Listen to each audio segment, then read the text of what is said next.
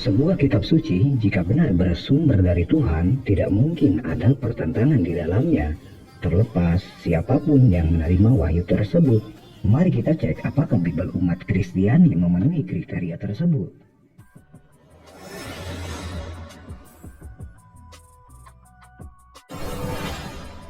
Roma 3 ayat 7.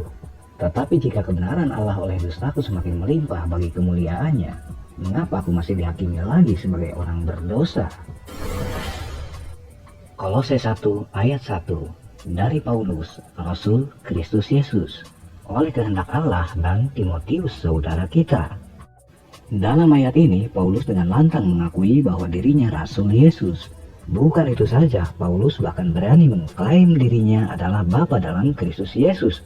Seperti dalam ayat 1 Korintus 4 ayat 15, sebab sekalipun kamu mempunyai beribu-ribu pendidik dalam Kristus, kamu tidak mempunyai banyak bapa, karena akulah yang dalam Kristus Yesus telah menjadi bapamu oleh Injil yang kuberitakan kepadamu.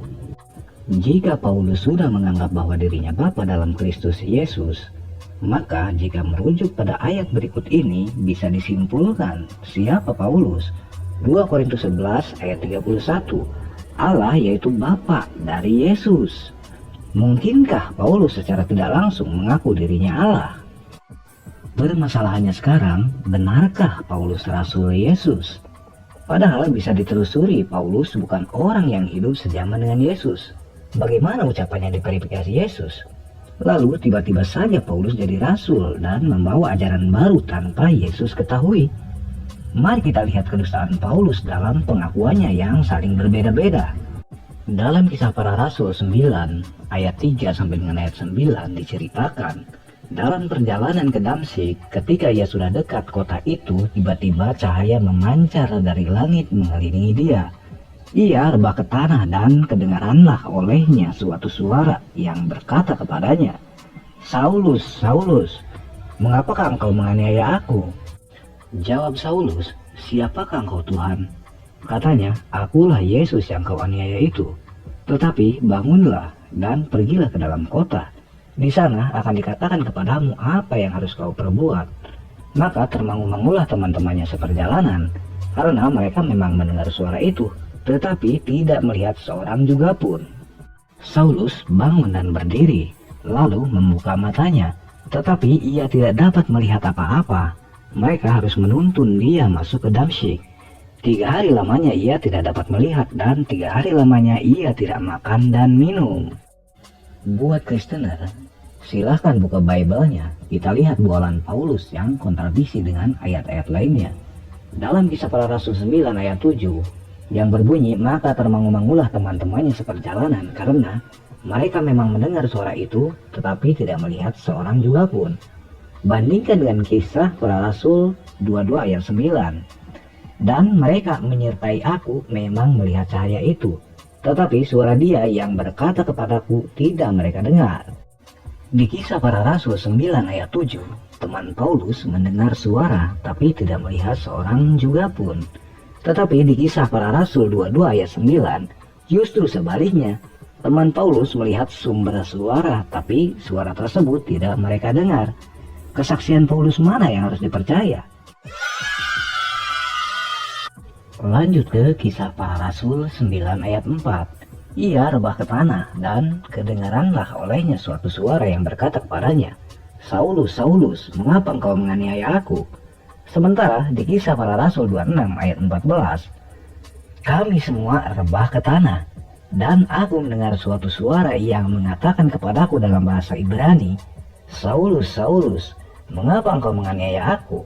Sukar bagimu menendang ke galah rangsang. Dalam Kisah Para Rasul 9 ayat 4, ia, Paulus, rebah ke tanah. Artinya Paulus sendiri yang rebah ke tanah. Sementara di Kisah Para Rasul 26 ayat 14, kami semua rebah ke tanah, yang artinya teman seperjalanan Paulus juga ikut rebah. Kesaksian Paulus mana yang harus dipercaya? Lanjut ke Kisah Para Rasul 9 ayat 8. Kisah Para Rasul 9 ayat 8, Saulus bangun dan berdiri, lalu membuka matanya, tetapi ia tidak dapat melihat apa-apa. Mereka harus menuntun dia masuk ke Damsyik. Tapi kenapa dalam Kisah Para Rasul 26 ayat 16? Tetapi sekarang bangunlah dan berdirilah.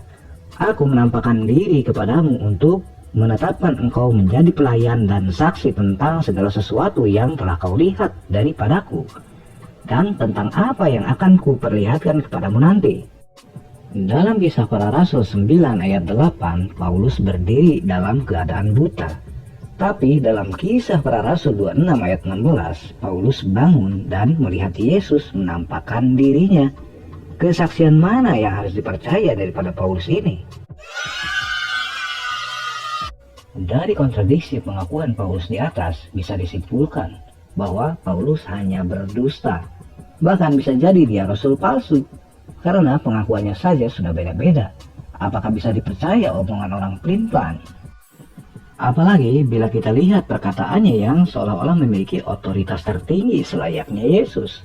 Padahal semua kata-katanya tanpa terverifikasi Yesus. Karena memang Paulus tidak hidup zaman Yesus.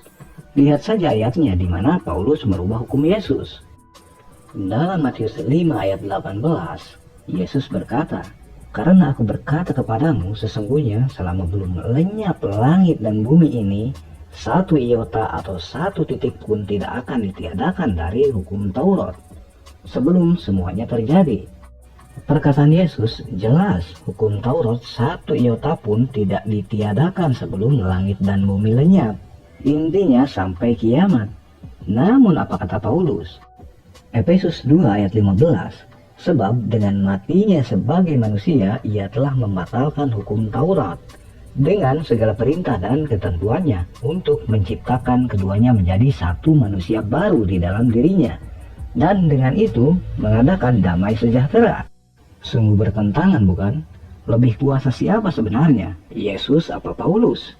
Inilah yang tidak mau dipikirkan umat Kristen, bahwa sesungguhnya ajaran mereka saat ini hanyalah berasal dari sosok pelin-pelan yang bernama Paulus, yang tidak jelas kesaksiannya benar apa tidak.